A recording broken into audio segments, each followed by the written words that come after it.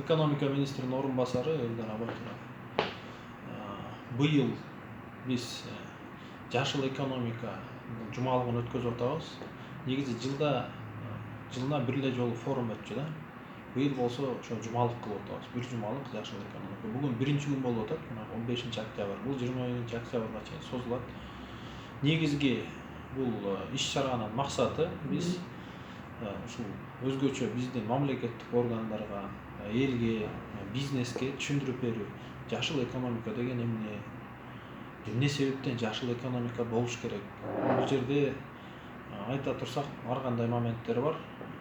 Биринчиден, Кыргызстан үчүн эмне маанилүү? Биздин экологияны, биздин бала чака, тукум уруктарыбызга сактап калуу.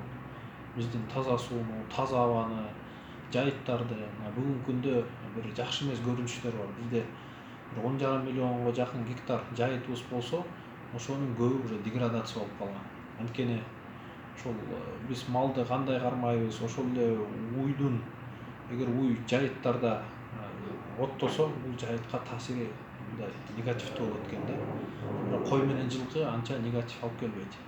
Уй алып келет. Ошондой көп моменттер бар. Анан бизде негизи 90% энергия жашыл десек болот. Ошол ГЭСтерден чыккан энергия, бирок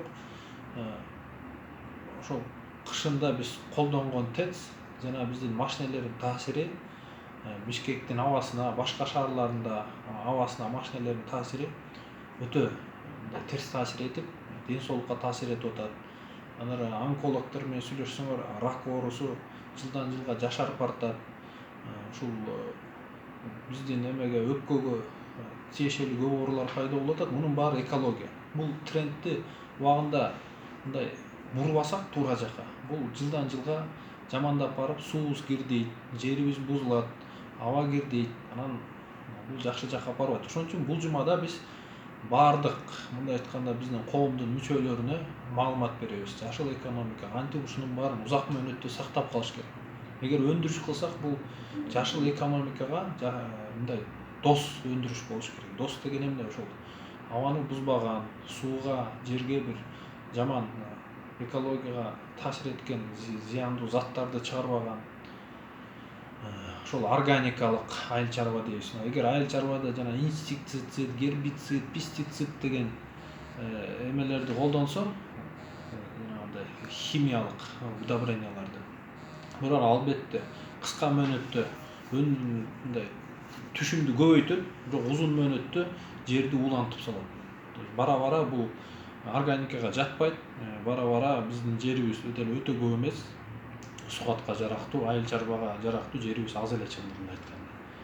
Ошону кандай узак мөөнөттө сактап калыш керек? Ошол эле машинелер боюнча бүгүнкү күндө эгер электромобилдерге биз бажылык төлөмдөрдү алып салдык.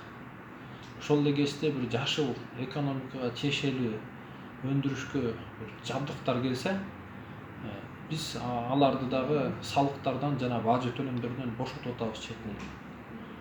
Ошол эле жашыл экономикага дос бир бизнести ачса, биз ошого атайлап узагыраак мөөнөт узагыраак, пайызы төмөнүрөөк бир финансылык инструменттер берели деп атабыз, ошо насыяларды. Ошого окшогон бир топ иш-чаралар бар. Бүгүнкү күндө болгону биринчи күнү эле жалаң айыл чарба жана жер жөнүндө болот.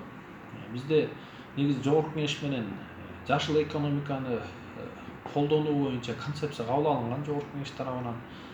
Биздин министерство, экономика министрлигинин тарабынан, өкмөт тарабынан программа кабыл алынып атат.